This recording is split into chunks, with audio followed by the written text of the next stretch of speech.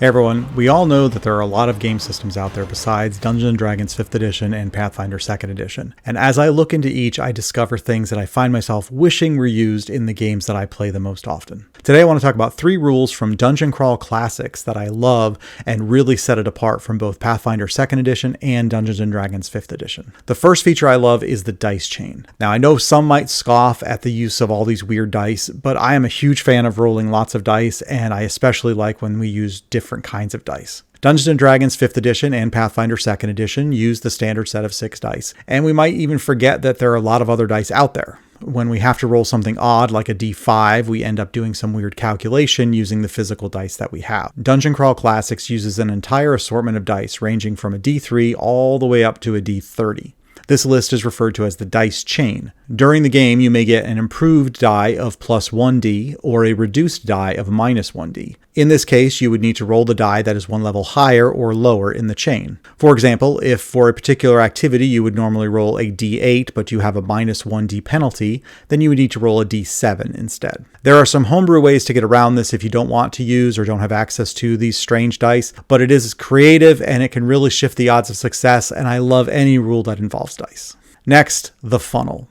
To me, this one is amazing. Not only is it a super fun way to start a campaign, but it also allows you to start playing almost immediately. In Dungeons & Dragons 5th edition and Pathfinder 2nd edition, you start by making a character, typically a level 1 character. You go through the creation process and you make all your choices and you fill out the character sheet. And when you're done, you start your campaign with your fighter or your bard or your cleric or your paladin or whatever you decided on. In Dungeon Crawl Classics, you create a level 0 character that is typically a peasant, a mundane resident of the world with a boring job like a farmer or a beggar or a glove maker or an astrologer, and you set them off on an adventure. Now, I said that you create a character, but that's not entirely true. You actually create 2, 3, or even 4 of them. They are completely random, and they come equipped with only the most primitive weapons like a shovel or a pitchfork or even scissors. You then take this motley group on an adventure where it is expected that most or even all of them will meet their end. Whoever you are left with is your adventuring party. It is only then that you convert them into actual level 1 characters and continue the campaign. I think it's just an amazing way to jump right into the game and create really interesting parties. I couldn't find any rules in D&D 5th edition that provide for something like this.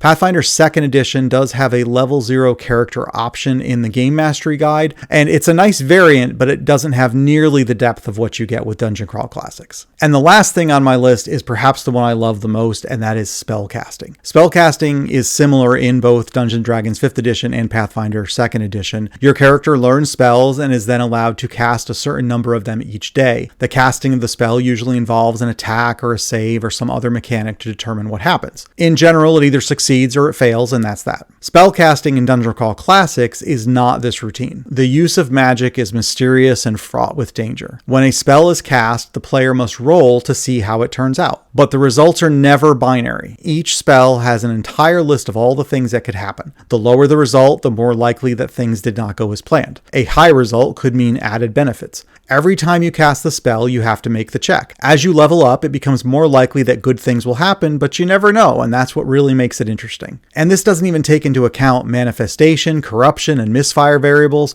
Every single spell has a ton of different ways that it can go, and it makes it really fun. And keep in mind that I'm not even covering the process of actually learning the spell in the first place, which brings a bunch of other possibilities. The depth of this aspect of the game is just incredible. Every time I pick up this book, I find more stuff that I love, and I would consider improvements on what I get with D&D 5th edition and Pathfinder 2nd edition. But what do you think? Have you played Dungeon Crawl Classics? What are some of your favorite parts? Did I get these right? Did I miss something that you love? Let me know down in the comments. I'd love to hear from you as always. Until next time, take care.